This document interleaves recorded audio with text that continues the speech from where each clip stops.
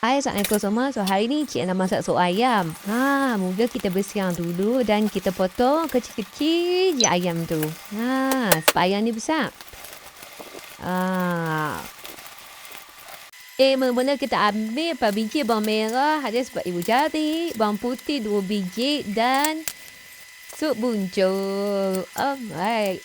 Lepas tu kita ambil daun sup, kita potong halus-halus. Sebab daun sup ini dah menyebabkan kuah sup ayam tu naik bau wangi. Ini Cik nak habaq ni. Lepas tu kita ambil sup buncut.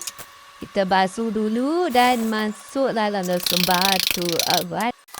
Lepas tu Cik nak habaq hampa kena tumbuk rempah sup buncut ni betul-betul hancur tau. Lepas tu kita masukkan bawang merah, bawang putih, halia, kita tumbuk sampai betul-betul hancur semua. Lepas tu kita tumbuk lagi sekali dan sekali sampai betul-betul rupa dia hancur. Mula kita masukkan minyak, kita panaskan minyak dahulu. Biarkan dulu. Lepas tu kita masukkan bahan yang kita tumbuk tadi dan kita kacau bagi dia betul-betul sebati. Alright.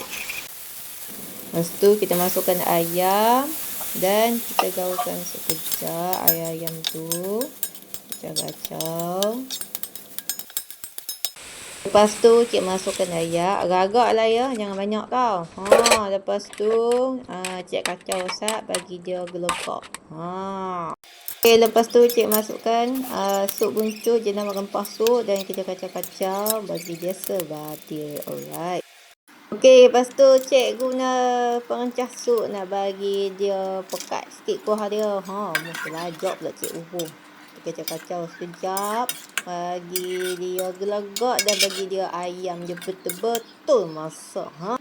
Lepas tu Cik bubuh sedikit garam. Agak-agak anak-anak jangan banyak no.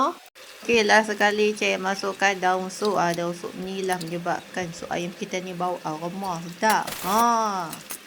Tu kita kacau sekejap and then dah siap kita punya sup ayam kita. Selamat mencuba. Bye. Assalamualaikum.